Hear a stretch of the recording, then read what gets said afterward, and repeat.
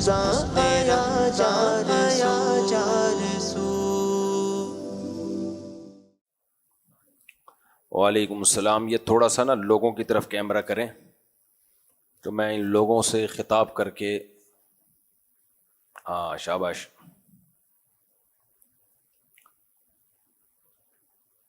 Public نہیں آتی بیان میں۔ یہ جو لوگ ہیں نا، میں کیمرہ کیوں کروایا ہے، کسی نے 10,000 روپے بھیجے ہیں کہ جو آپ کے رات کے بیان میں بیٹھتے ہیں ان کو کھلا دیں اس سے کچھ۔ تو پہلے 5 بھیجے تھے، پھر خاتون نے پھر 5 دوبارہ بھیجے۔ اچھا، تو وہ 10 میں ہم نے آپ کو کیا کھلانا ہے وہ ہم مشورہ کرتے ہیں، لیکن آپ دیکھو برکت کتنی۔ میں نے اپنے خرچے پہ آپ سب کو چائے پلائی تھی، میری نیت کوئی پبلسٹی نہیں تھی، وہ ریکارڈنگ میں آ گئی۔ اس کے بعد سے آپ لوگ کے لیے جب میں نے چائے پلائی تو کل ایک صاحب نے مجھے بھیجا کہ اپنا اکاؤنٹ نمبر بھیج دیں، میری طرف سے بھی ایک چائے۔ اب وہ پتہ نہیں انہوں نے پیسے بھیجے نہیں ابھی تک، لیکن مانگے، انہوں نے بولا۔ تو 10,000 میرے پاس آپ کے لیے پڑے ہوئے ہیں، اب اس میں کیا کھلائیں یہ مشورہ کر لیں گے۔ چلو بس یہ بتانا تھا 10,000 میں ان کی کیا آئے گا ایک زیرہ پلس بسکٹ۔ خیر بھیجنے والوں کو نہیں پتا تھا کہ اتنے لوگ بیٹھے ہیں، انہوں نے تو اچھی نیت سے بھیجے، ان کی نیت تو یہی تھی کہ سب اچھا کھائیں، لیکن ہم آپ کو میرا خیال ہے آئس کریم آ جائے گی اور کچھ اپنی جیب سے ڈال دیں گے، تو کچھ کرتے ہیں ابھی اس کا۔ اچھا بھائی، بسم اللہ۔ بھیجنے والے کی تو محبت ہوتی ہے کہ یار جو سن رہے ہیں بیچارے بیٹھے ہوتے ہیں، تھکے ہوتے ہیں، کچھ ہماری طرف سے یہ لوگ کھا لیں۔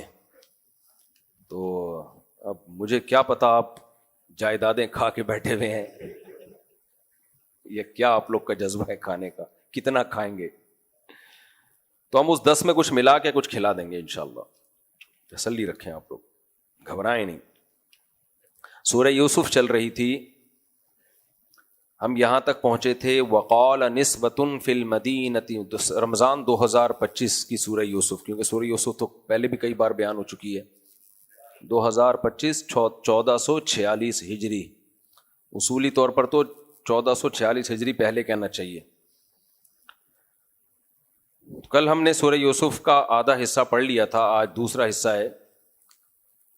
تو بادشاہ نے زلیخا کو کیا کہا؟ پہلے یوسف علیہ السلام سے کہا کہ یوسف، بادشاہ نہیں عزیز مصر، بادشاہ نہیں تھا یہ، بادشاہ تو آگے آ رہا ہے۔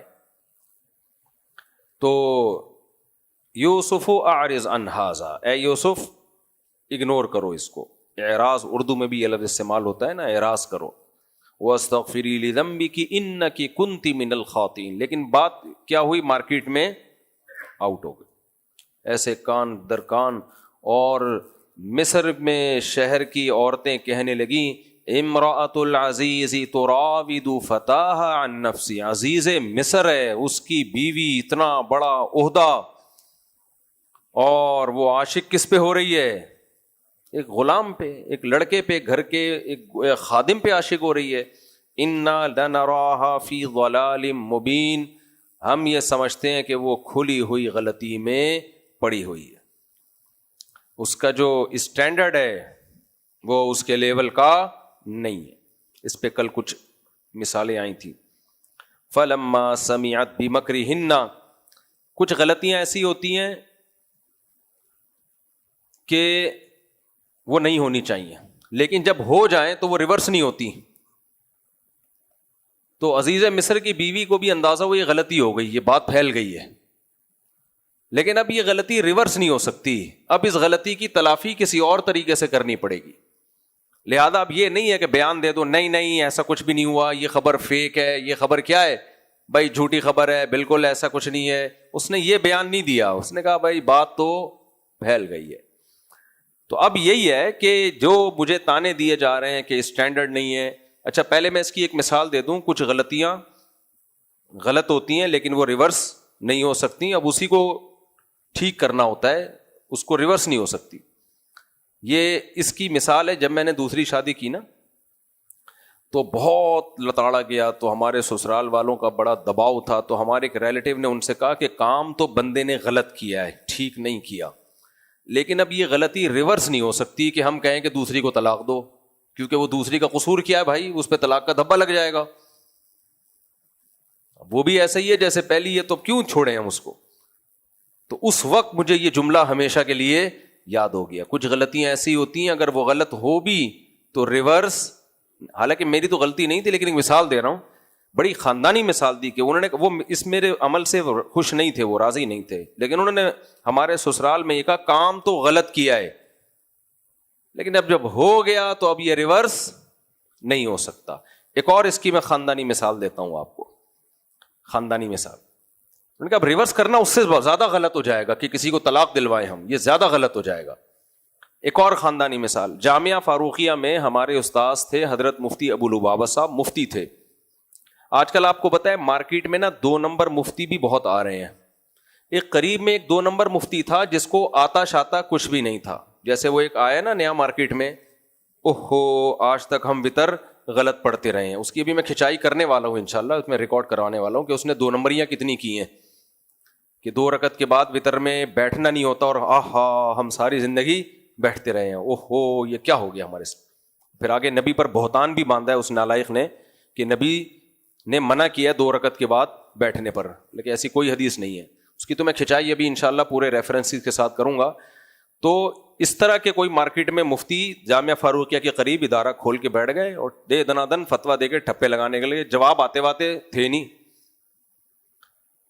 اب کیا ہوا, ایک دن اس مفتی کے پاس, جعلی مفتی کے پاس کوئی سوال آیا, ظاہر ہے تحقیق کرنی پڑتی ہے نا. اس نے کیا کیا کہ وہ آیا سوال لے کے جامعہ فاروقیہ اور کہنے لگا کہ آپ اس پہ, یہ میرا سوال ہے اس پہ جواب لکھ دیں, اسٹیمپ نہیں لگائیے گا.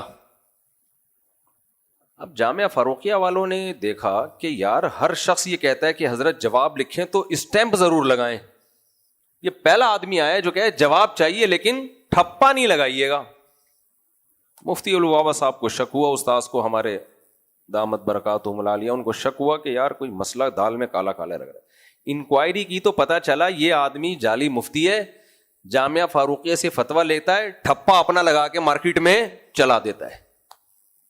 سمجھ رہے ہیں کہ نہیں سمجھ رہے؟ تو جب یہ پتا چلا نا تو آیا نا, جس دن دوبارہ آیا ہوگا یا اسی مجلس میں انکوائری کروا لی ہوگی, تو مفتی صاحب نے کہا بھائی یہ تو 2 نمبر آدمی, ہمارا فتویٰ اپنے ٹھپوں کے ساتھ مارکیٹ میں چلا رہا ہے. لوگ بولیں گے نا کیا استعداد ہے یار اس آدمی, کیا حدیثیں لکھی ہوئی ہیں, کیا آیتیں لکھی ہوئی ہیں. آج کل ایسا بھی ہو رہا ہے, کاپی پیسٹ بھی بہت ہو رہا ہے. اپنی تصنیف نہیں ہوتی, دوسرے کی ہوتی ہے, کاپی پیسٹ کرو, ٹھپا لگاؤ, مارکیٹ میں چلاؤ. میں نے جب 4 شادیوں والی کتاب لکھی ہے نا تو میری کتاب سے پہلے 2 کتابیں مارکیٹ میں آ گئیں, وہ ساری میری کمپوزنگ کو کاپی کر کے انہوں نے چلا دیا. اور نالائقوں نے جہاں میں نے کوئی لفظ غلط لکھا تھا انہوں نے بھی غلط ہی لکھا ہوا تھا, غلطی سے غلط ہو گیا نا, کتاب کا نام غلط ہو گیا تو کتاب کا نام بھی غلط چلا دیا. تو یہ ہو رہا ہے مارکیٹ میں. خیر, تو مارکیٹ کا میں جب ایسا ہو تو اس مارکیٹ کا حل تھا مار پیٹ, یعنی مارکیٹ کو ٹھیک کرنے کا حل تھا مار پیٹ. تو استاد جی کہتے ہیں ہمارے استاذ مفتی البابا صاحب کے طلبہ کو بڑا غصہ آیا اس کے اوپر. طلبہ اس کو سائڈ پہ لے گیا اور رکھ کے ایک لگایا تھپڑ, کیونکہ بہت دنوں سے یہ حرکت کر رہا تھا. اور پھر اس کو استاذ کہتے ہیں میں نے بولا نہیں مارو نہیں. مفتی البابا صاحب کہتے ہیں مارنا نہیں, کیونکہ مارنا کیا ہے غلط, اس لیے کہتے ہیں میں نے روکا ان کو, نہیں مارو. طلبہ رکے نہیں, دوسرا بھی لگایا. کہتے ہیں میں نے کہا اب جب لگا ہی دیا ہے نا, اب پولیس تو آئے گی, کیس تو بنے گا, اب طبیعت سے کوٹو اس کو. مارنا غلط تھا لیکن ایک دفعہ جب ہاتھ لگ گیا تو تھوڑا مارنا اب زیادہ غلط ہو جائے گا. تھوڑا مارنے کا مطلب یہ تھوڑی سی غلطی ہے, یا تو بالکل ہی نہیں مارتے نا تو اس کا سمجھ جاتا کہ بھائی یہ مجھے سزا دے ہی نہیں رہے ہیں, لیکن اب ہلکا سا تھپڑ لگا دیا تو وہ سمجھے گا بس اتنی غلطی تھی تو کوئی بات نہیں, ایک ٹھپے پہ اگر ایک تھپڑ لگ جائے تو کوئی مسئلہ نہیں. تو استاد جی کا یہ واقعہ ہمیں یاد ہے, انہوں نے کہا کہ پھر جو ہے ہم نے کہا مارنا غلط تھا لیکن جب ایک دفعہ لگ گیا تو اب طبیعت سے کوٹو پکڑ کے, اب یہ غلطی ریورس نہیں ہوگی. اب بس سمجھ میں آیا کہ کچھ غلطیاں ریورس نہیں ہوتی, وہ پایا تکمیل تک پہنچانا پڑتا ہے ان غلطیوں کو. تو فلما سمعت بمکرہن, زلیخا کو بھی اندازہ ہو گیا کہ بھائی یہ غلط ہو گیا کہ میرے بارے میں نیوز مارکیٹ میں چل پڑی ہیں, لیکن اس نے بولا اب یہ غلطی ریورس نہیں ہو سکتی. اب جو میرے اوپر الزام لگ رہا ہے کہ عزیز مصر کی بیوی کا اسٹینڈرڈ بہت گر گیا ہے، تو اس الزام کو دور کرنا بنتا ہے۔ تو قرآن کہتا ہے ارسلت الیہن، سب کو پیغام بھیجا بھائی آؤ دعوت ہے۔ یہ نہیں بتایا کہ یوسف سے ملوانا ہے، یہ نہیں بتایا، بھائی دعوت ہے آ جاؤ یار۔ وَأَعْتَدْ لَهُنَّ مُتَّكَأً، سب کے لیے گاؤ تکیے لگا دیے، جیسے بادشاہوں میں ہوتا ہے، وہی لگا دیے۔ وَآتَتْ كُلَّ وَاحِدَةٍ مِّنْهُنَّ سِكِّينًا، ہر ایک کو ہاتھ میں تیز تیز چھریاں پکڑا دی، اور پھل ہاتھ میں رکھ دیے کہ بھائی چھری سے کاٹ کے کھاؤ۔ لیکن ابھی چھری انہوں نے پکڑی تھی اور پھل ہاتھ میں تھے، ابھی کاٹنا شروع نہیں کیے تھے۔ اسی دوران حضرت یوسف سے کہا اخرج علیہن، یہاں سے نکل کے جاؤ، سامنے سے ان کے سامنے آؤ۔ تو قرآن کہتا ہے فلما رأینہ اکبرنہ وقطعن ایدیہن، اچانک جب یوسف علیہ السلام ان کے سامنے ظاہر ہوئے تو حیران ہو گئی، اور قطعن ایدیہن، ان کے حسن کو دیکھ کر ایسی مبہوت ہوئی کہ بے خیالی میں اپنے ہاتھ کاٹ ڈالے۔ ہاتھ کاٹنے کا مطلب زخمی کر دیے ہاتھ۔ وَقُلْنَا حَاشَ لِلَّهِ مَا هَذَا بَشَرًا، کہنے لگی اللہ کی قسم یہ انسان نہیں ہے، ان ہذا الا ملک کریم، یہ کوئی فرشتہ ہے بڑا ہی معزز جو زمین پر اتر گیا ہے۔ نبی صلی اللہ علیہ وسلم کی صحیح بخاری مسلم کی حدیث، آپ نے فرمایا میں معراج کی رات یوسف علیہ السلام سے ملا، اللہ نے اس کائنات میں جتنا حسن تقسیم کیا ہے اکیلا آدھا یوسف علیہ السلام کو دیا ہے۔ اکیلا آدھا کس کو دیا ہے؟ یوسف علیہ السلام کو۔ ہر پیغمبر کا ایک معجزہ ہوتا ہے نا، حضرت موسیٰ کا معجزہ لاٹھی کا سانپ بننا، ہمارے نبی کا معجزہ قرآن، بلاغت، اور بہت سارے معجزے۔ تو یوسف علیہ السلام کا معجزہ کیا تھا؟ آپ کا حسن و جمال، یعنی اللہ نے دکھا دیا میں ایسا بھی بنا سکتا ہوں، ایسا بھی بنا سکتا ہوں کسی کو۔ تو کہنے لگی حاشا للہ ما ھذا بشرا ان ھذا الا ملک کریم، یہ کوئی فرشتہ ہے جو زمین پر اتر گیا، انسان اتنے حسین نہیں ہو سکتے۔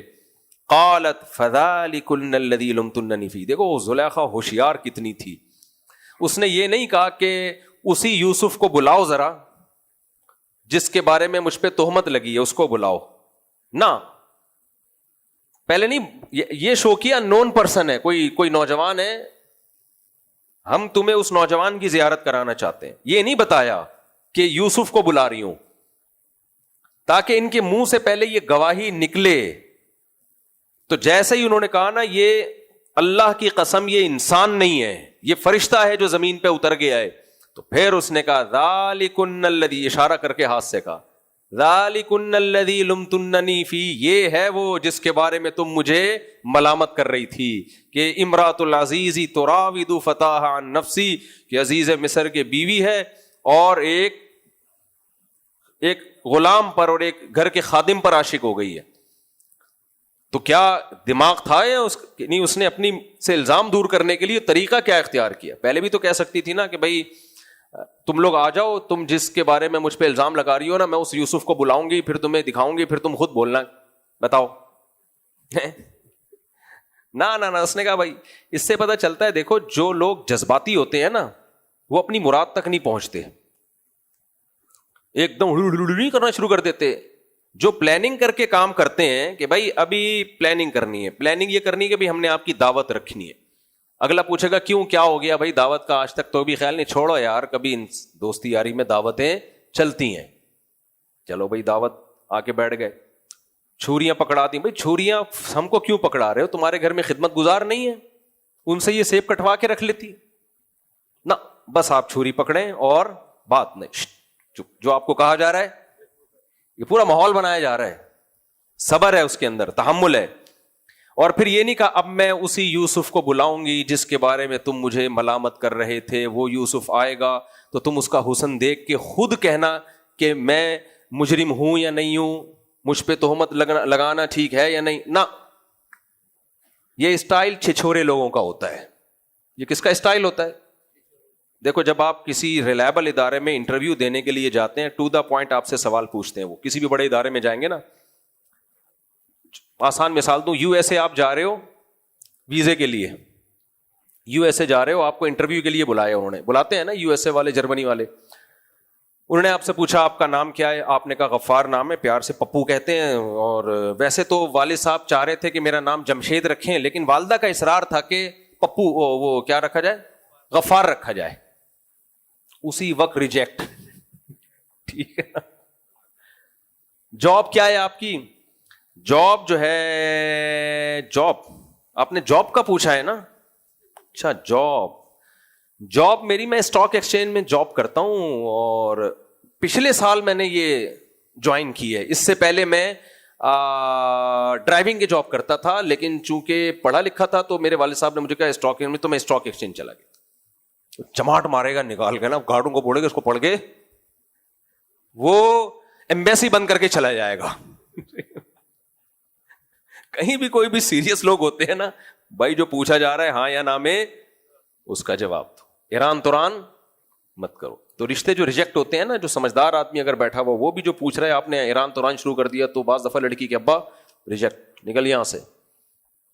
میں نے خود کئیوں کو ریجیکٹ کیا. ہماری ایک خاتون کی تھی, رشتے دار خاتون تھی, ان کی شادی تھی 20-30 سال پہلے, بندہ آیا, اسے جو پوچھو جواب ہی نہیں دے رہا, وہ ابے تجھ سے جو پوچھا جا رہا ہے اس کا ہاں یا نہ میں جواب دے, ایران توران کر رہا ہے. خیر, سورہ یوسف نہ رہ جائے. تو زلیخا نے کیا کہا, یہ نہیں کہ چھری, وہ پوچھے گی چھری کیوں بھائی, چھری پکڑائی ہے سیب کاٹو. پھر یہ بھی نہیں کہا کہ میں اب اس یوسف کو بلا رہی ہوں, پھر تم دیکھ کے خود فیصلہ کرنا, نہ. یوسف علیہ السلام کو بلایا. یوسف علیہ السلام کو جب انہوں نے دیکھا, بھائی یہ حسین نوجوان کون ہے, اللہ کی قسم یہ فرشتہ ہے جو آسمان سے اتر گیا ہے. اب اصل پوائنٹ پہ آئیے. فَذَلِكُنَّ الَّذِي لُمْتُنَّنِي, ذَلِكَ ہاتھ سے اشارہ کے وقت کہا جاتا ہے, یہ ہے وہ جس کے بارے میں تم مجھے ملامت کر رہی تھی. تو اللہ تعالیٰ نے ایسا یوسف علیہ السلام کو جمال دیا. آگے کہنے لگی وَلَقَدْ رَاوَدتُّهُ عَن نَفْسِهِ فَاسْتَعْصَمَ, میں نے اسے ورغلانے کی کوشش کی لیکن یہ بچ گیا. بعض دفعہ انسان کا گناہ جب ایکسپوز ہو جاتا ہے نا, تو پھر وہ گناہ پہ جری ہو جاتا ہے. اسی لیے کہتے ہیں کہ دوسروں کے گناہوں پہ پردہ ڈالو. ایک ایکٹرس ہے, بڑی مشہور ہے, اس کی کوئی فحش ویڈیو لیک ہو گئی تھی, تو سب اس کو گالیاں دے رہے تھے. میں نے اس کے حق میں ایک بیان دیا تھا کہ بھائی اس کو توبہ کا چانس دو یار, غلط کیا اس نے, توبہ کرے, اللہ سے معافی مانگے, اور جو اس کی ویڈیوز لیک کر رہے ہیں وہ زیادہ بڑے گناہ گار ہیں. تو میرا لاہور جانا ہوا, میری اس سے ملاقات ہوئی, اس نے مجھے کہا کہ آپ کے اس بیان نے مجھے اتنا موٹیویٹ کیا اور حوصلہ دیا نا کہ بتا نہیں سکتی میں. وجہ اس کی ہے کہ جب چاروں طرف سے گالیاں پڑ رہی تھیں, شیطان دل میں وسوسے ڈال رہا تھا کہ اب بدنام تو ہو ہی گئے ہو, اب عزت تو گئی, اب کھل کے کرو. اور لوگ بھی رابطہ کر رہے تھے جو فحش لوگ ہوتے ہیں, بھئی تم اسی فیلڈ میں آ جاؤ. تو اس نے بتایا کہ آپ کا مجھ پر بہت بڑا احسان ہے, آپ نے میرے فیور میں اور توبہ کی فضیلت پر ایک بیان دے دیا جس سے اللہ نے مجھے توبہ کی توفیق دیا. وہ نمازی پرہیزگار ہے ماشاءاللہ, پردہ کرتی ہے.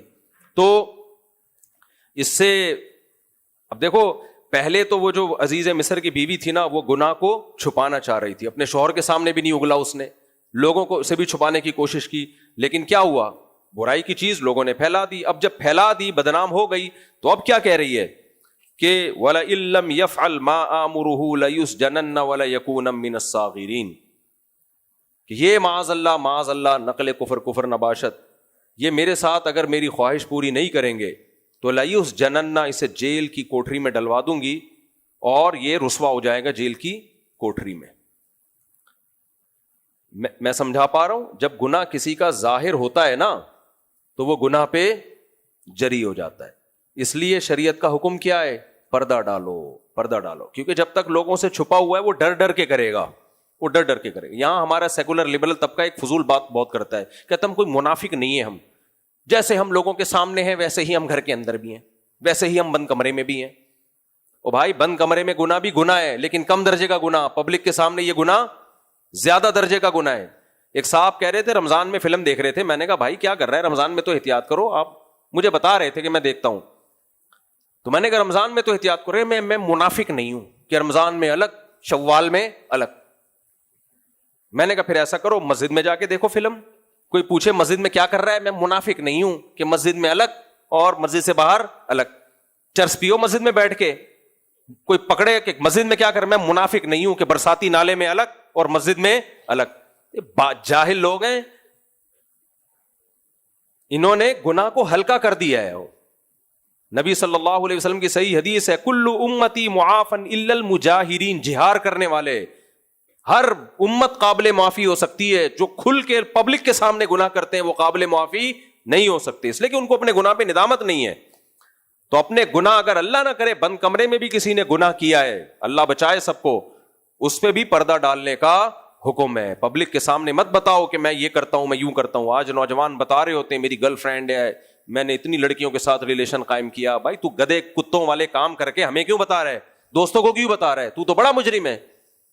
گدے گھوڑے والا کام کیا, کتوں والا کام کیا. کتا اپنے کام کو چھپاتا ہے؟ نہیں چھپاتا نا, تو بھی نہیں چھپا رہا, تو کتے سے بھی بدتر ہے, کیونکہ وہ اس کے پاس دماغ نہیں ہے, حیا نہیں ہے. تیرے اندر تو اللہ نے حیا رکھی ہے, تو بتا رہے ہوتے ہیں دوستوں کو بڑے فخر سے. تو اس لیے گناہ پہ پردہ ڈالنے کا حکم, کیونکہ گناہ جب ایک دفعہ سوسائٹی میں عام ہو جاتا ہے تو اس سے لوگوں کو موٹیویشن ملتی ہے. تو زلیخا کے ساتھ یہی ہوا, اس نے کہا جب سب کو پتا چل گیا ہے, اب تو میں نے دکھا دیا کہ دیکھو اتنا خوبصورت آدمی ہے, اتنے خوبصورت نوجوان ہے, تو پھر کھل کے کہنے لگی کہ اگر اس نے میری بات نہ مانی تو اس کو جیل کی کوٹری میں ڈلوا دوں گی. جب یہ بات یوسف علیہ السلام نے سنی, قال رب السجن احب الی مما یدعوننی الی, اے اللہ. اچھا, ان عورتوں نے بھی سفارش کی یوسف علیہ السلام سے, معاذ اللہ, کہ اس کی بات مان لو. قرآن کہتا ہے کہ یوسف علیہ السلام نے کہا, اے اللہ مجھے جیل کی کوٹری اس گناہ سے زیادہ محبوب ہے جس گناہ کی مجھے یہ دعوت دے رہی. وہ کنوارے تھے یوسف علیہ السلام, نوجوان تھے. اور کل میں نے 2 باتیں کی تھی نا, کہ جب انسان جوانی کی دہلیز پہ قدم رکھتا ہے اس میں خواہشات کا ایک طوفان ہوتا ہے, اور پیغمبروں میں عام لوگوں سے زیادہ جسمانی قوت ہوتی ہے, مردانہ قوت ہوتی ہے, عام لوگوں سے کئی گنا زیادہ. اس حالت کے بعد اور اتنا ایک دھمکی بھی مل گئی, اس کے بعد اللہ سے کیا دعا مانگ رہے ہیں, اے اللہ مجھے جیل کی کوٹری زیادہ محبوب ہے اس گناہ سے جس گناہ کی طرف مجھے یہ دعوت دے رہی. آج ہمارے نوجوان نے زنا کتنا آسان بنا لیا بھائی, کہنے توبہ کر لیں گے. جو دیندار ہے وہ کہتے ہیں کوئی بات نہیں, بات میں توبہ کر لیں گے. بھائی اتنا آسان ہوتا تو یوسف علیہ السلام یہ باتیں کرتے. توبہ کی امید پہ گناہ کرنا, توبہ کی امید پہ گناہ کرنا, حکیم اختر صاحب رحمہ اللہ فرماتے تھے ایسے ہے جیسے کوئی اپنے آپ کو زخمی کرے, اس امید پہ کہ بعد میں علاج کرا لوں گا. اپنے آپ کو بیمار کرے اس امید پہ کہ بعد میں علاج. بھائی بیمار ہو گیا تو علاج ہے, اس نیت سے اپنے آپ کو بیمار کرنا حماقت ہے. تو اتنا دباؤ کے باوجود بھی یوسف علیہ السلام نے کہا, اے اللہ مجھے جیل کی زندگی اس گناہ سے زیادہ, کیونکہ جو غیرت مند ہوتے ہیں نا وہ اللہ کے ساتھ نمک حلالی کرتے ہیں. جس رب نے کھلایا ہے بھائی, کیسے اس نے حلال اتنا آسان کیا ہے ہمارے لیے, تو ہم کیوں حرام کی طرف جائیں. تو کہنے لگے وَإِلَّا تَصْرِفْ عَنِّي كَيْدَهُنَّ أَصْبُ إِلَيْهِنَّ وَأَكُن مِّنَ الْجَاهِلِينَ. اے اللہ اگر تو نے ان کی بری تدبیر مجھ سے دور نہ کی تو میں بھی انسان ہوں, میں ان کی طرف مائل نہ ہو جاؤں کہیں, اور میں جہالت والا کام کر بیٹھوں گا. میں تجھ سے توفیق مانگتا ہوں کہ تو مجھے اس گناہ سے بچا لے. انبیاء پوری کوشش کرتے ہیں برائی سے بچنے کی, اور توفیق کس سے مانگتے ہیں؟ اللہ سے. اپنے اوپر توکل نہیں کرتے, اعتماد نہیں کرتے. فَاسْتَجَابَ لَهُ رَبُّهُ, اللہ کہتے ہیں ہم نے یوسف کی دعا قبول کر لی, ہم نے ان کو توفیق دے دی, ان کے دل کو تھام لیا. اور فَصَرَفَ عَنْهُ كَيْدَهُنَّ, ان عورتوں نے پوری کوشش کر لی ہر طرح سے, بلیک میل کر کے بھی اور بھی جو طریقے ہو سکتے ہیں, لیکن اللہ فرماتے ہیں ہم نے یوسف کے دل کو تھام کے اسے اس برائی سے بچنے کی توفیق دے دی. إِنَّهُ هُوَ السَّمِيعُ الْعَلِيمُ, وہ سننے والا اور جاننے والا ہے. ثُمَّ بَدَا لَهُم مِّن بَعْدِ مَا رَأَوُا الْآيَاتِ لَيَسْجُنُنَّهُ حَتَّىٰ حِينٍ. اللہ کہتے ہیں لیکن ان لوگوں نے کچھ باتیں دیکھی جس سے ان کو اندازہ ہوا کہ یوسف کا جیل بھیجنا ہی ٹھیک ہے. وہ باتیں کیا تھیں؟ وہ باتیں یہ تھی کہ ٹھیک ٹھاک بدنامی ہو گئی تھی. اب ساری دنیا کو تو نہیں زیارت کروا سکتی تھی نا وہ یوسف علیہ السلام کی. پورا مصر تھا, آباد کنٹری تھا اس زمانے میں. مصر کی تہذیب تو بڑی ایک مشہور تہذیب سمجھی جاتی ہے, کہتے ہیں نا قدیمی مصر, تو اس کو یہ اندازہ ہوا کہ لوگ اب مجھ سے پوچھیں گے ساری دنیا کہ اگر غلطی تمہاری نہیں تھی تو پھر یوسف علیہ السلام اسی محل میں آرام سے رہ کیوں رہے ہیں؟ ہم کہتے ہیں نا بھائی اگر یہ مجرم ہے تو اس کو چھوڑا ہوا کیوں ہے، یہ اگر اتنا برا ہے تو اس کو چھوڑا ہوا کیوں ہے؟ ایک طرف کہتے ہو ایسا ہے ویسا ہے فلانا ہے ڈمکانا ہے، تو رکھا ہوا کیوں ہے اس کو؟ تو یہی اس پہ الزامات لگنا شروع. تو اس نے کیا کیا بھائی، یوسف کو جیل میں بھیجو تاکہ کوئی ہم پہ یہ انگلی نہ اٹھا سکے کہ یہ غلطی یوسف کی نہیں تھی بلکہ یوسف علیہ السلام کی نہیں تھی بلکہ زلیخا تھی. تو جیل میں بھیج دیں گے تو ہم کہیں گے بھائی دیکھو ان کی غلطی تھی، ہم نے کہاں بھیج دیا؟ جیل میں ڈال دیا. اب دیکھو برائی سے بچ بھی رہے ہیں لیکن انجام کیا ہو رہا ہے؟ جیل کی کوٹریاں. آج لوگ کہتے ہیں داڑھی کٹا دیں گے تو جاب مل جائے گی، داڑھی رکھنے سے جاب نہیں ملتی. بھائی زنا سے بچنے سے جیل جاتے ہیں، ٹھیک ہے نا، کرنے پہ جیل نہیں جا رہے ہوتے. بعض دفعہ نیکی پہ آزمائش ہے لیکن وہ جیل بہت بڑی رحمت کا ذریعہ بن جاتا ہے. داڑھی رکھ کے جاب اگر نہ ملے تو سمجھو کہ اللہ آپ کو بہت زیادہ نوازنا چاہتا ہے، لیکن اس کے لیے توکل چاہیے.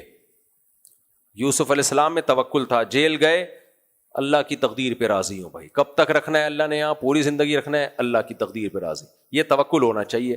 اگر توکل نہ ہو، بندہ جیل جا کے کیا بولے، میں اللہ کے لیے اتنی قربانیاں دے رہا ہوں، پہلے کنویں میں ڈلوا دیا، پھر اللہ نے بازاروں میں فروخت کروا دیا، اب اتنا اللہ اللہ کر کے اللہ سے دعائیں بھی مانگ رہا ہوں بچا لے، بچا کے بھی اللہ نے کہاں ڈلوا دیا. لو بھائی کسی نے کچھ کر دیا ہے.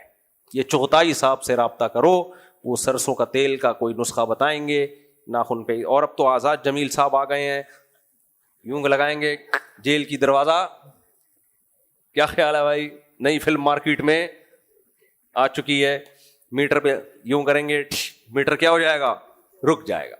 تو بہتر طریقہ پتہ ہے کیا ہے؟ میٹر پہ یوں کرنے کے بجائے پنجاب میں واپڈا کے آفس پہ جا کے یوں کر دیا جائے. کیا خیال ہے؟ اور ادھر وہ جو ہمارا وہ ہے کراچی میں کے الیکٹرک والوں کے سب کے جا کے تھوک لگا دو. اچھا میرے بھائی مذہب کا کیا کچومڑ نکال دیا یار، کیا تماشا بنایا ہوا ہے مذہب کا یار. یہ پاکستان میں ہی ایسے تماشے آپ کو ملیں گے، باقی دنیا میں کہیں بھی نہیں ہے. اچھا میرے بھائی کہاں سے ہم تھے یار؟ وَدَخَلَ مَعَهُ السِّجْنَ فَتَيَانِ، بالآخر یوسف علیہ السلام کو جیل ہو گئی. اب جیل میں بیٹھے ہوئے ہیں، زندگی گزر رہی ہے، اللہ اللہ کر رہے ہیں. وَدَخَلَ مَعَهُ السِّجْنَ فَتَيَانِ، یہ یوسف علیہ السلام کا صبر ہے. دیکھو ایک جملہ اب تک زبان سے ناشکری کا نہیں نکلا، جیل میں اللہ اللہ کر رہے ہیں. تو کیا ہوا؟ جیل میں آپ کے ساتھ جو ہے دو اور قیدی بھی تھے، وہ بھی تھے، وہ آپ کی حرکات و سکنات نوٹ کرتے تھے. نیک انسان ہر جگہ اپنی نیکی سے پہچانا جاتا ہے. تو قال احدہما انی ارانی اعصر خمرا، خواب آیا ان دونوں کو. صبح اٹھے اور کہنے لگے، یوسف علیہ السلام کے پاس آئے کہ میں نے خواب میں دیکھا کہ میں شراب نچوڑ رہا ہوں. میں کیا کر رہا ہوں؟ انگوروں سے نہیں، شراب نچوڑتے. وقال الاخر انی ارانی احمل فوق رأسی خبزا، دوسرے نے کہا میں دیکھ رہا ہوں کہ میں نے اپنے سر پہ روٹیوں کا ٹوکرا رکھا ہوا ہے، یا تأکل الطیر منہ، جس سے پرندے نوچ نوچ کے وہ روٹیاں کھا رہے ہیں. نبئنا بتأویلہ انا نراک من المحسنین، اے یوسف ہم آپ کو نیک آدمی سمجھتے ہیں، آپ اس خواب کی تعبیر بتائیں. اس سے پتہ چلتا ہے بھائی خوابوں کی تعبیر نیک آدمی کے لیے اس تعبیر تک پہنچنا آسان اور برے کے لیے پہنچنا مشکل. اس لیے لوگ اکثر خوابوں کی تعبیر نیک لوگوں سے پوچھتے ہیں.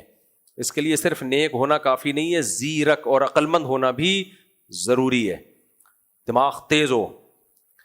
میں اکثر ایک واقعہ سناتا ہوں نا. ایک شخص نے مجھ سے پوچھا، ایک خاتون نے کہا کہ میں نے اپنے شوہر کو میلے کپڑوں میں دیکھا ہے. وہ سمجھ رہی تھی اس خواب کا مطلب میرا شوہر گندا ہے. میں نے کہا اس خواب کا مطلب یہ ہے کہ آپ کا ایٹیٹیوڈ اپنے ہسبینڈ کے ساتھ ٹھیک، انگلش میں کہا تاکہ غصہ نہ آئے، آپ کا ایٹیٹیوڈ اپنے ہسبینڈ کے ساتھ ٹھیک نہیں ہے. اس نے کہا کیوں بھائی؟ میں نے کہا اللہ نے کہا ہے کہ میاں بیوی ایک دوسرے کا لباس ہیں، تو میاں کا لباس گندے کا مطلب میاں کا لباس تو آپ ہو. خواب میں میاں کو تو گندا نہیں دیکھا نا. اور واقعی ان کا ایٹیٹیوڈ اپنے ہسبینڈ کے ساتھ ٹھیک نہیں تھا. بعد میں ڈیورس ہی ہو گئی. چلو خیر. اللہ تعالیٰ فرمائے کہ ہاں بھائی کہاں چلے گئے ہم.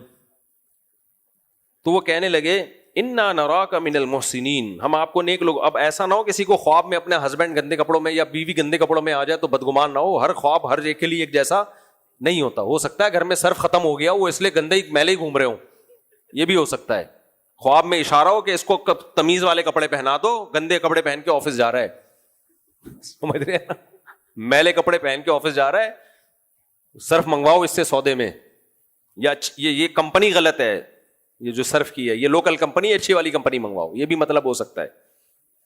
تو قال لا یاتیکما طعام ترزقانہ الا نبأتکما بتاویلہ قبل ان یاتیکما. حضرت یوسف علیہ السلام نے کہا دیکھو میں تمہیں خواب کی تعبیر بعد میں بتاؤں گا, لیکن ابھی جو کھانا آنے والا ہے نا ہمارے لیے, میں پہلے سے بتا دیتا ہوں کیا آئے گا. یہ معجزہ تھا یوسف علیہ السلام کا, میں پہلے سے بتا دوں گا کھانے میں کیا آنے والا ہے, حالانکہ آپ کو جیل کے باہر کا کچھ بھی علم نہیں ہے.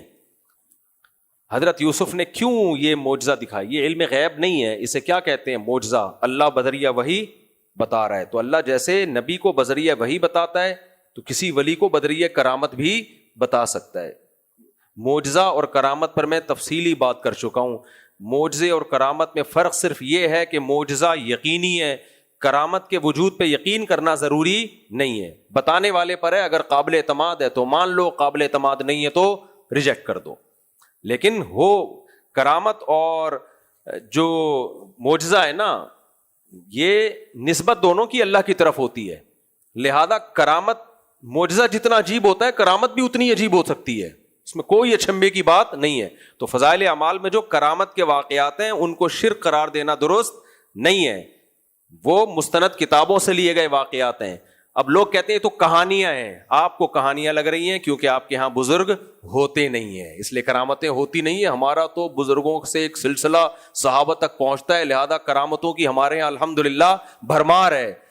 محدثین نے کرامتیں لکھی ہیں, تابعین کی, اور ابن تیمیہ رحمہ اللہ نے تو یہاں تک لکھا ہے کہ کرامتوں کے واقعات صحابہ سے زیادہ تابعین میں ہمیں ملتے ہیں. تو یہ اس کی علامت نہیں ہے کہ تابعین صحابہ سے زیادہ فضیلت والے ہیں, بلکہ یہ اس کی علامت ہے کہ کم درجے کے بزرگ سے بھی کرامت کا صدور ہو سکتا ہے, اعلیٰ درجے کے بزرگ سے نہیں ہو سکتا. جیسے جو معجزے حضرت عیسیٰ کے ہاتھ پہ ہوئے, مردے کو زندہ کرنا, ہمارے نبی کے ہاتھ پہ وہ معجزہ نہیں ہوا, لیکن مقام کس کا بلند ہے؟ محمد صلی اللہ علیہ وسلم کا. جتنے اوٹ پٹانگ قسم کے اعتراضات کیے جا رہے ہیں نا, فضائل اعمال, فضائل کی کہانیوں کی کتاب, قصوں کی کتاب, فلانے کتاب, ڈمبانی کتاب, بھائی وہ قصے محدثین کی کتابوں سے لیے ہیں اور وہ کرامت کے واقعات ہیں. اور کرامت سے انسان کا عقیدہ توحید مضبوط ہوتا ہے, کمزور نہیں ہوتا, کیونکہ انسان کو پتا ہے یہ کام کون کر رہا ہے؟ اللہ. اور کرامت کا مطلب یہ نہیں ہوتا اس بزرگ کے پاس اس کام کے اختیارات آ گئے ہیں, نہ بس اللہ نے اس دفعہ کروا دیا, باقی اس کو کچھ بھی نہیں پتا, یہ عالم الغیب نہیں ہے, کچھ بھی نہیں بتا سکتا. یہ ایک دفعہ اللہ نے بتا دیا تو بتا دیا. اب یوسف علیہ السلام جو تھے ان کو اللہ نے بتا دیا کہ کھانا کیا آنے والا ہے, یہ نہیں بتایا کہ جیل سے کب نکلو گے آپ, صحیح ہے نا, ان کو نہیں پتا تھا میں جیل سے کب نکلوں گا. تبھی اس قیدی کو کہہ رہے ہیں جا کے بادشاہ سے کہنا بھائی مجھے یہاں سے نکالو. تو اب لوگ یہ کہتے ہیں نا کہ حاجی امداد اللہ مہاجر مکی کا واقعہ کہ انہوں نے کشتی کو یوں اٹھا کے پار لگا دیا, تو بھائی یہ کرامت کا واقعہ ہے. وہ نہیں ہے اعجاز ارشاد بھٹی صاحب, انہوں نے میرے ساتھ بھی پوڈ کاسٹ کی, اس میں مجھ سے سوال کیا کہ وہ حاجی امداد اللہ مہاجر مکی کا واقعہ کتاب میں لکھا ہے کہ کشتی پھنس گئی تھی, انہوں نے سمندر میں نا کشتی کو اٹھا کے باہر نکال دیا. میں نے کہا مجھے نہیں پتا یہ اوتھینٹک کتاب ہے یا نہیں ہے جس میں یہ واقعہ ہے, اور اگر یہ مستند ہے اور بیان کرنے والا قابل اعتماد ہے تو یہ ممکن ہے. تو کیسے ممکن ہے؟ میں نے کہا سلیمان علیہ السلام کے دربار میں جو بزرگ بیٹھے تھے, ملکہ سبا کا تخت سیکنڈ کے آدھے سیکنڈ میں اٹھا کے یہاں سے وہاں لے آئے, تو کشتی زیادہ بھاری ہوتی ہے یا تخت زیادہ بھاری ہوتا ہے؟ بولو نا, تخت زیادہ بھاری ہوتا ہے. اور وہ تو کنارے پہ اٹھا کے لگایا, وہ باقاعدہ اس کنٹری سے اٹھا کے اس کنٹری سے تک لے آئے. تو یہ کرامتاً ممکن ہے. ہاں شرک جب ہوتا جب ہم کہیں کہ حاجی امداد اللہ مہاجر مکی کو اللہ نے یہ اختیار دیا ہے کہ جس کی کشتی چاہیں پار لگا دیں. بالکل اختیار نہیں دیا. تبھی ہمارے ہاں کبھی بھی کوئی کشتی ڈوب رہی ہو, دیوبندی اس کو حرام سمجھتے ہیں کوئی حاجی امداد اللہ مہاجر مکی کو پکارے کہ جیسے آپ نے اس دن نکال دی تھی میری بھی کشتی نکال دو. نہیں نکال سکتے بھائی. تو کشتی اللہ نے نکالی ہے, کسی ولی کا ہاتھ استعمال کر لیتا ہے اللہ تعالیٰ. تو باقی آپ کے ہاں چونکہ ولی ہوتے نہیں ہیں, آپ کے ہاں ولی اللہ مارکیٹ سے کیا چل رہے ہیں, شارٹ, لہذا آپ کے ہاں کرامتیں بھی نہیں ہوتی. یہ جب ہے جب اس کتاب کے اس واقعے کو درست مان لیا جائے, اور اگر درست نہیں ہے تو نہ مانا جائے. اس کا کون سا اسلام سے کوئی تعلق ہے؟ اگر کوئی یہ کہتا ہے نہیں جی کسی نے پھینک دی ہے, حاجی امداد اللہ مہاجر کی نسبت غلط بات کر دی ہے, تو بھی اس سے کوئی فرق نہیں پڑتا. اس کی مثال ہے, میں بار بار دیتا ہوں کہ میں نے جو ہے نا جاگتی حالت میں شہیدوں کے خون کی خوشبو سونگھی ہے. اسباب کی دنیا میں ممکن ہے یہ, اور ایک نہیں, بہت سارے شہیدوں کے خون کی خوشبو, اور سنگھائی بھی ہے. روئی لے کر آ گیا, سب کو سنگھائی میں نے, جو میرے بیان میں بیٹھتے تھے, پرانی بات ہے. اور ایسے کئی واقعات ہیں, شہید کو 1 سال 2 سال 3 سال کے بعد قبر سے نکالا, خون بہ رہا ہے اور جسم سلامت ہے. اس کے تو بہت واقعات ہیں جو تواتر تک ہم, یعنی میں نے خود یہ والا واقعہ نہیں, ہاں شہید کی لاش کا 1 ہفتے بعد محفوظ ہونا تو میں نے دیکھا ہے. یعنی 1 ہفتے بعد لاش ملی ہے تو بالکل سیف محفوظ تھا, تو کوئی کیمیکل نہیں تھا, کچھ بھی نہیں, اور خوشبو بھی آ رہی تھی, اسکن سے خوشبو آ رہی تھی. تو اب اگر میں یہ واقعہ بیان کرتا ہوں, آپ کے مفتی صاحب کہانیاں سنا رہے ہیں, بھائی آپ کو اگر لگتا ہے مفتی صاحب جھوٹے ہیں تو آپ نہ مانو, کوئی اس سے اسلام میں کوئی نقصان نہیں ہے. لیکن اگر آپ کو خیال ہے کہ بھائی مفتی صاحب جھوٹ, قرآن ہاتھ میں رکھ کے جھوٹ نہیں بولیں گے, تو آپ مان لو. لیکن اس پہ یہ نہیں بنتا کہ مفتی صاحب شرک پھیلا رہے ہیں, یا مفتی صاحب کے بیانات شرک سے بھرے ہوئے ہیں, فضائل اعمال شرک سے بھری ہوئی ہے. بھائی مفتی صاحب کہہ رہے ہیں یہ کس کی قدرت ہے؟ اللہ کی.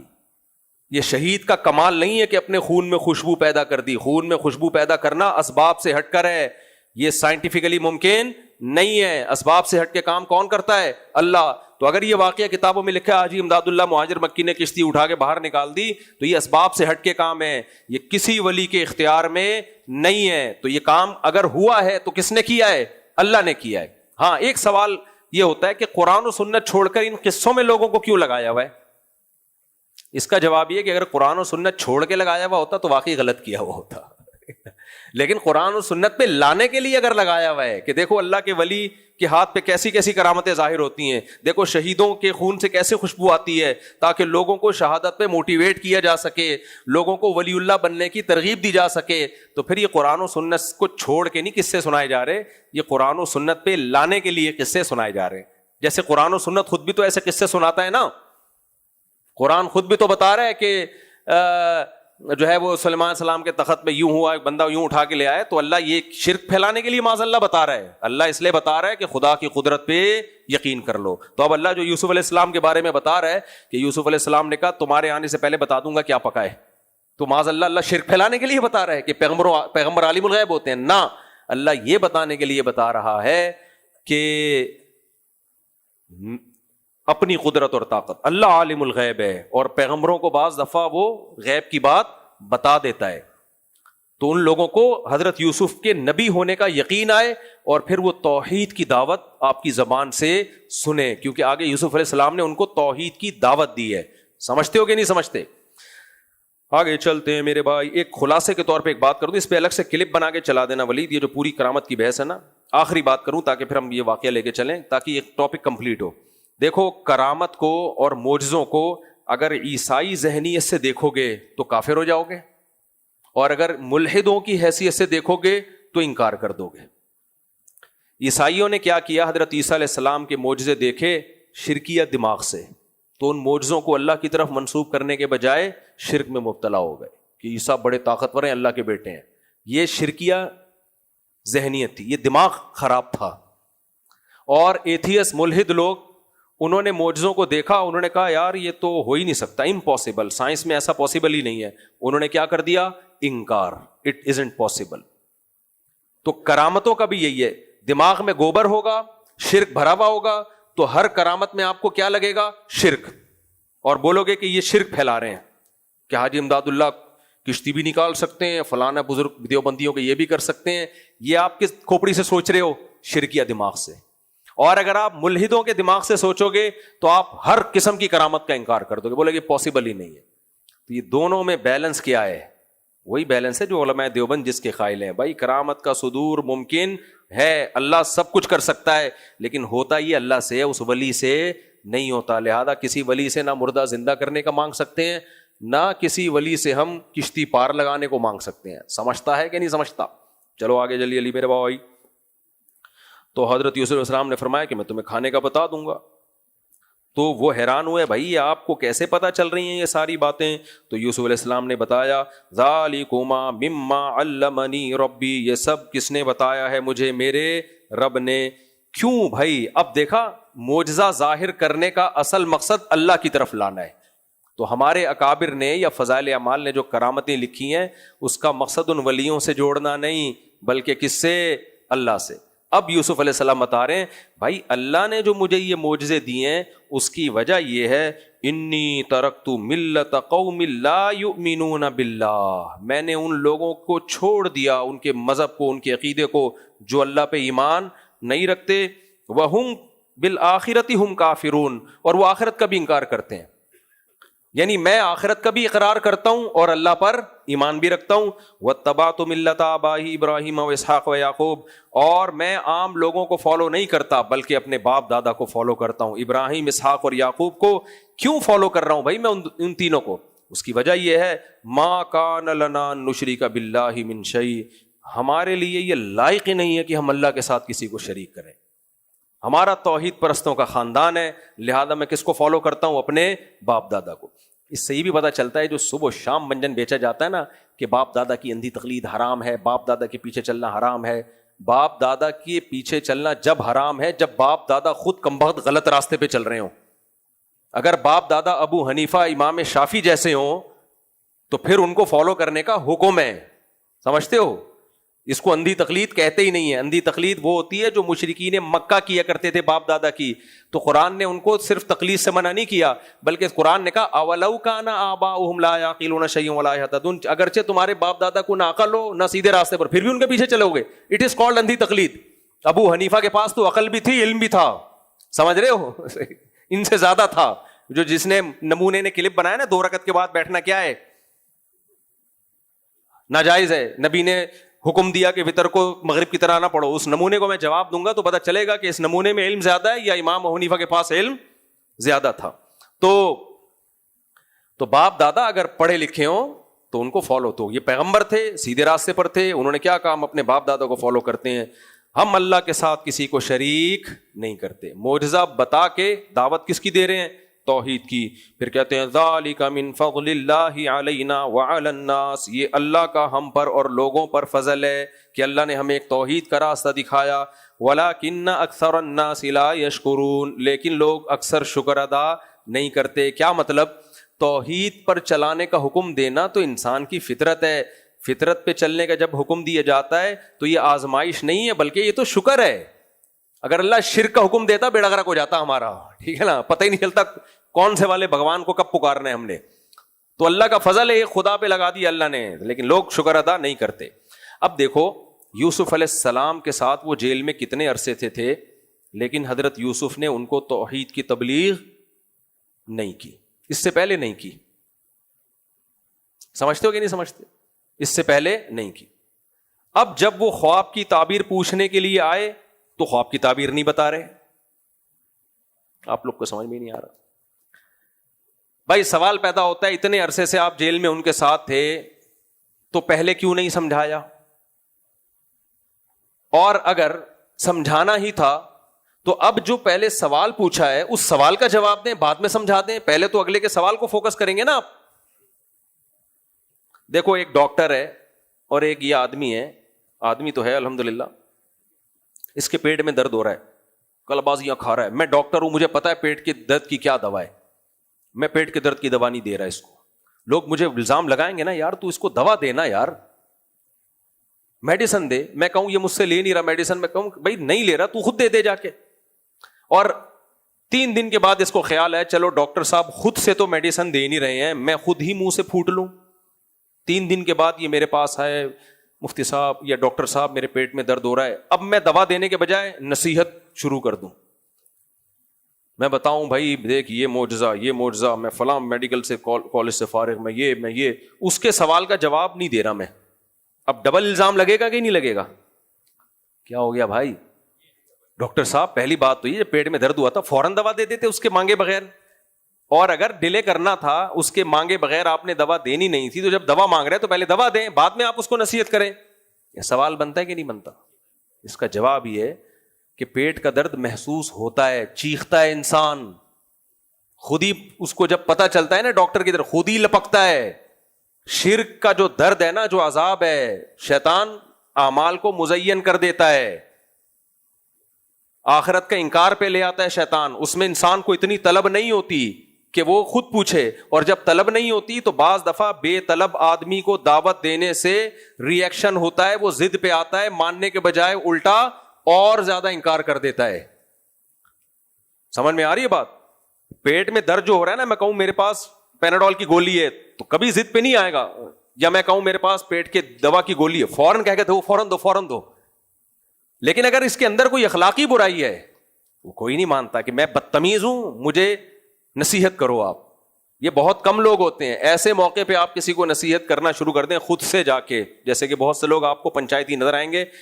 وہ ایک میں نے واقعہ سنایا تھا نا, ایک بوڑھے میاں کسی بچے کے پاس گئے, سگریٹ پی رہا ہے یوں کر کے, کہتے ہیں بیٹا, خود سے, اس نے نہیں کہا کہ مجھے نصیحت کریں, خود سے نصیحت کر رہے ہیں, بیٹا سگریٹ پینے سے عمر چھوٹی ہو جاتی ہے.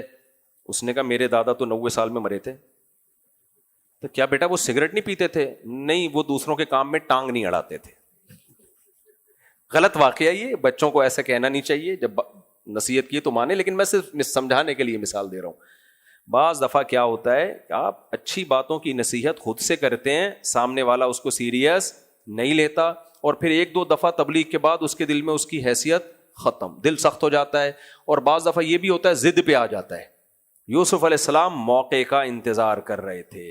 اس کو ہم پیٹ کے درد پہ قیاس نہیں کر سکتے, تبلیغ کو. پھر جب اس نے آ کے سوال پوچھا یوسف علیہ السلام سے, تو یوسف علیہ السلام نے سوچا اصولی طور پر تو سوال کا جواب پہلے دینا چاہیے, لیکن اگر پہلے دے دیا تو یہ میرا محتاج رہے گا نہیں, جواب ملے گا اور مارکیٹ سے یہ شارٹ ہو جائے. اس کو لٹکا کے رکھو جب تک اسے میری ضرورت ہے, میری ہر بات غور سے سنے گا. اس کو انگیج رکھو, پاز کا بٹن دبا دو. جب آپ کو کسی کی ضرورت ہوتی ہے نا, تو پھر آپ کی جب تک وہ ضرورت پوری نہ کرے, دیکھو جب تک آپ کا رشتہ کہیں اٹکا ہوا ہے, آپ کو لڑکی کے ابا کو پیغام بھیجا آپ نے, اور وہ ابھی کہہ رہے ہیں بیٹا ہم ابھی استخارہ کر رہے ہیں, اس دوران وہ جتنے کام آپ سے کہیں گے نا آپ سارے کر کے دو گے. کیا خیال ہے؟ وہ کہیں گے بیٹا ایسا کرو, وہ دکان بند ہونے والی ہے, ہمیں آدھا کلو دہی لا دو. کہ انکل میں لے کر آیا آپ کے لیے, میں لے کر آیا. بیٹا ایسا کرو, یہ چاول کی بوری اٹھا کے ٹرک میں رکھ دو. انکل ٹرک کہاں رکھنا ہے آپ یہ بتاؤ, صرف چاول کی بوری نہیں, میں پورا ٹرک اٹھانے کے لیے تیار ہوں. اگر آپ کو بھی اٹھانا ہے تو آپ کو بھی اٹھا لوں گا میں. تو سارے کام کرے گا وہ جب ضرورت ہے. میں ناروے میں تھا, ایک وہاں مجھے کسی نے بتایا کہ گورے کا فون آیا اپنے باپ کے پاس, بہت اچھی اخلاق والی قوم ہے, بہت نائس ٹو میٹ یو. تو کہتے ہیں اس کے باپ نے مجھے بتایا کہ آج سال میں ایک دفعہ فون اس کا آیا میرے پاس, خیریت پوچھ رہا ہے. کیوں؟ اس کو پیسوں کی ضرورت ہے. یعنی خیریت پوچھنے سے باپ نے اندازہ لگا لیا کہ اس کو کیا چاہیے, ورنہ اتنا نیک نہیں ہے کہ فادر ڈے نہ ہو اور پھر خیریت پوچھے. تو یہ ہوتا ہے, ہر جگہ ہوتا ہے, یہاں بھی ہوتا ہے. تو یوسف علیہ السلام کو اس کی فکر تھی, بھائی میں نے اللہ کا پیغام لوگوں تک پہنچانا ہے, ان کی خیر خواہی کرنی ہے. تو اس لیے یوسف علیہ السلام نے ان کو انگیج کیا, سوال کا جواب بعد میں, اور پہلے اپنے معجزے دکھا کر اپنی ویلیو ثابت کی ہے کہ میں کوئی معمولی آدمی نہیں ہوں, میں خود کس کا پیغمبر ہوں, اللہ کا. اور مجھ پر اللہ نے احسانات کیے ہیں. احسانات کیوں کیے؟ توحید کی وجہ سے. اس سے پتہ چلتا ہے کوئی توحید کے عقیدے پہ چلے اور نیک اعمال پہ چلے تو اسباب سے ہٹ کے اللہ کی اس کے ساتھ مددیں ہوتی ہیں, اسباب سے ہٹ کے مدد. زکریا علیہ السلام کو بڑھاپے میں اولاد ملی نا, حیران ہوئے, تو اللہ نے کیا کہا, انہم کانوا یسارعون فی الخیرات. بھائی زکریا اور ان کی زوجہ یہ تو خیر میں آگے بڑھا کرتے تھے, راتوں کو اٹھ کے ہم سے دعائیں مانگا کرتے تھے. تو ایسے لوگوں کے ساتھ ایسے واقعات ہوتے رہتے ہیں. ابراہیم علیہ السلام کو جب فرشتوں نے خوشخبری سنائی آپ کی اولاد ہوگی, تو ان کی بڑھیا زوجہ وہ آئیں, فسکت وجہا, ماتھے کو یوں کر کے مارا, آلد وانا عجوز نقیم, میں بچہ جنوں گی, ہادہ شیخی بال ہادہ بالی شیخہ, یہ میرا بوڑھا شور اور میں بانج اور بڑھیا, میرے بچہ ہوگا. صحیح ہے نا. تو انہوں نے کیا فرمایا, فرشتوں نے کیا کہا, رحمت اللہ وبرکاتہ علیکم اہل البیت, بھائی تم عام پبلک کی طرح نہیں ہو, تم اہل بیت ہو, پیغمبروں کا خاندان ہے, نمازیں زکاتیں تمہارے صدقات و خیرات, اللہ کا خوف, تو جب تم ذرا ہٹکے ہو تو تمہارے ساتھ معاملے بھی ذرا ہٹکے ہوں گے. تو یہ اس سے پتہ چلتا ہے بھائی تقوی اختیار کرنا چاہیے, کیونکہ متقی لوگ مارکیٹ میں شارٹ چل رہے ہیں, وہ ذرا ہٹکے ہوتے ہیں, تو اللہ کے معاملات بھی پرہیزگار لوگوں کے ساتھ ذرا ہٹکے ہوتے ہیں. سر زبیر مٹھانی بھی ذرا ہٹکے ہیں کیونکہ سو رہے ہیں, اتنے دلچسپ واقعات چل رہے ہیں لیکن زبیر مٹھانی صاحب سو رہے ہیں. اچھا بھائی, یا شاید ہو سکتا ہے خشوع و خضوع کی وجہ سے آنکھیں بند کی ہوئی ہوں.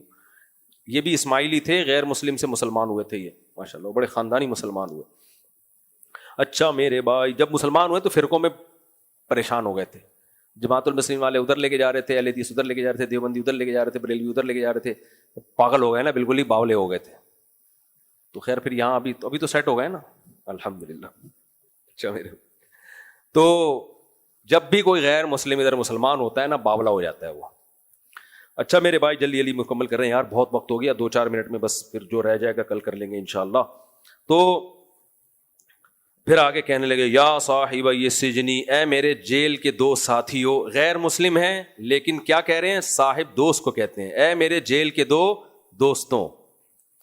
تو ارباب متفرقون خیر, بتاؤ بہت سارے رب جو جدا جدا ہوں, جن کے بہت سارے معبود ہوتے ہیں نا, ان معبودوں کے آپس میں بھی بہت ڈفرینٹ اسٹائل کے معبود ہوتے ہیں, وہ بھی ایک جیسے نہیں ہوتے. میں زیادہ ڈیٹیل میں نہیں جاتا, وہ معبود لوگوں کو پھر ان کو غصہ آتا ہے.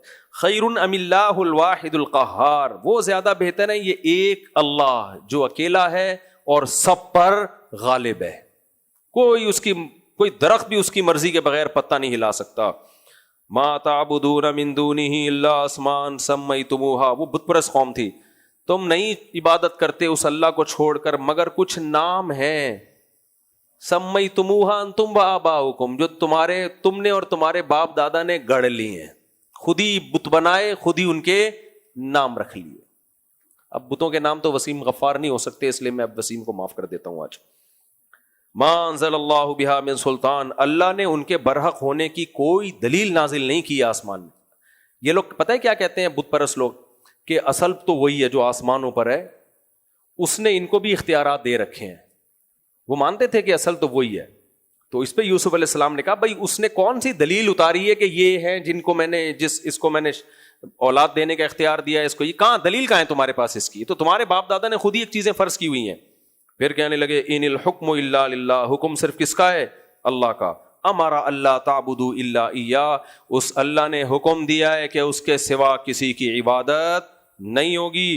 ذالک الدین القیم, یہ ہے سیدھا دین. ولکن اکثر الناس لا یعلمون, لیکن اکثر لوگ اس بات کو جانتے نہیں ہیں.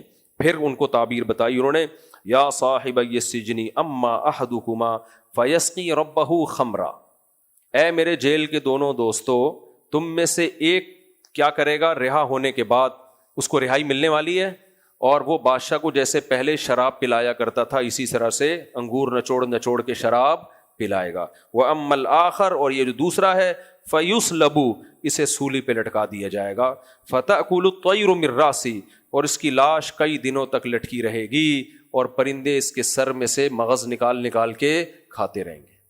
قُضِيَ الْأَمْرُ الَّذِي فِيهِ تَسْتَفْتِيَانِ, اور جو تم نے مجھ سے خواب کی تعبیر پوچھی ہے اب یہ ایسی ہو کر رہے گی.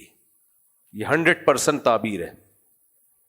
تو نبی صلی اللہ علیہ وسلم نے فرمایا خواب لٹکا رہتا ہے جب تک اس کی تعبیر نہ بیان کر دی جائے, اس لیے تعبیر اچھے لوگوں سے پوچھنی چاہیے اور اپنے خیر خواہوں سے پوچھنی چاہیے.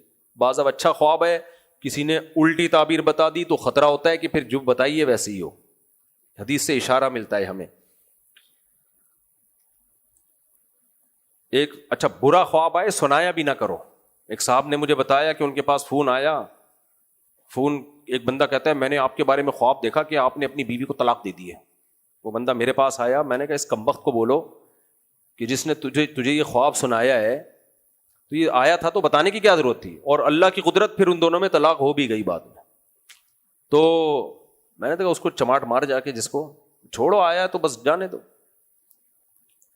وقال للذی ظن انہ ناج منہما، یوسف علیہ السلام نے جس کے بارے میں یوسف علیہ السلام کو خیال تھا کہ اب یہ چھوٹنے والا ہے، دوسرا تو پھانسی پہ لٹکا دیا جائے گا، ظاہر ہے وہ کیا کرے گا، اس کو تو اپنی اب جان کی پرواہ ہے نا، دوسرے کو کہہ دیا یوسف علیہ السلام نے کہ اذکرنی عند ربک، بھائی جب تو رہا ہو جائے گا نا تو میرا تجھ پر احسان ہے نا ایک، کہ میں نے تجھے ایک تعبیر بتائی اور تجھے خوشخبری پہلے سے سنا دی کہ تیری رہائی کے دن آنے والے ہیں، تو بادشاہ کے سامنے جا کے میرا تذکرہ کرنا۔ تذکرہ کیا کرنا بھائی؟ ایک نوجوان ہے بہت عرصے سے جیل میں پڑا ہوا ہے، کیونکہ بادشاہ لوگ بھول جاتے ہیں، عزیز مصر نے ڈالا تھا اور بادشاہ تک ہو سکتا ہے کیس ہی نہ پہنچا ہو، بھول جاتے ہیں، تو جا کے میرا تذکرہ کرنا، سفارش کرنا کہ بھائی کچھ خیال کرو، ہمیں جیل سے نکالنے کی کوشش کرو۔ اللہ کہتے ہیں فَأَنْسَاهُ الشَّيْطَانُ ذِكْرَ رَبِّ، شیطان نے بادشاہ کے سامنے بھلا دیا اس کو، وہ کمبخت نکلا ہے، لائف کو انجوائے کرنا شروع، اور یوسف علیہ السلام کا تذکرہ کرنا ہی بھول گیا۔ اب سمجھ میں آیا، جب کسی کی ضرورت ہوتی ہے تو نصیحتیں بھی غور سے سنی جاتی ہیں، جب ضرورت پوری ہو گئی تو اتنی سی بات منہ سے پھوٹنا یاد نہیں رہا کہ بھائی یوسف علیہ السلام کا خیال کرو، انہوں نے مجھے تعبیر بتائی ہے۔ لیکن یہ اس کی نالائقی تھی، لیکن یوسف علیہ السلام کے لیے کیا تھی؟ یہ آزمائش۔ تو فَلَبِثَ فِي السِّجْنِ بِضْعَ سِنِينَ، اللہ کہتے ہیں مزید چند سال جیل میں رہے آپ، کوئی پیچھے پرسانے ہاتھ، بڑا ظلم، اب بھی جیلوں میں ظلم ہوتا ہے، کتنے قیدی ہیں ڈال کے بھول جاتے ہیں، ان پہ جو کیس چلانے والے تھے وہ مر کھپ گئے، بہت ایسے جیلوں میں آج بھی پڑے ہوئے ہیں۔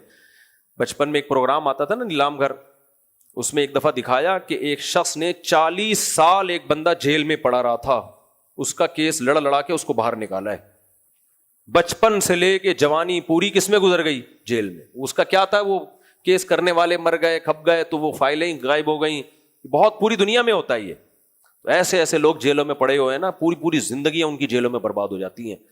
تو وہ بندے کو نہ بولنا آ رہا ہے، عجیب ڈسٹرب تھا، وہ دکھایا تھا اسکرین پہ۔ تو فَلَبِثَ فِي السِّجْنِ بِضْعَ سِنِينَ، اللہ کہتے ہیں یوسف علیہ السلام جیل میں مزید کچھ سال پڑے رہے۔ آپ 5 منٹ میں اس کو مکمل کر لوں یا کل کر لیتے ہیں؟ مکمل کر لوں، جلدی جلدی کر لیتا ہوں یار، پھر وہ جو علمی نقطے بیچ میں آتے ہیں نا وہ رہ جائیں گے۔ تسلی سے کرنا ہے تو پھر کل ہی کرتے ہیں، اس کو تسلی سے ہو، تسلی بہترین چیز۔ اللہ تعالیٰ سمجھنے کی، عمل کی توفیق عطا فرمائے۔ حسن رمضان کی برکتیں چھا گئی، علم و حکمت ہر ایک سمت پھیلا گئی، زندگی کا سفر معتبر ہو گیا، فکر مرشد کا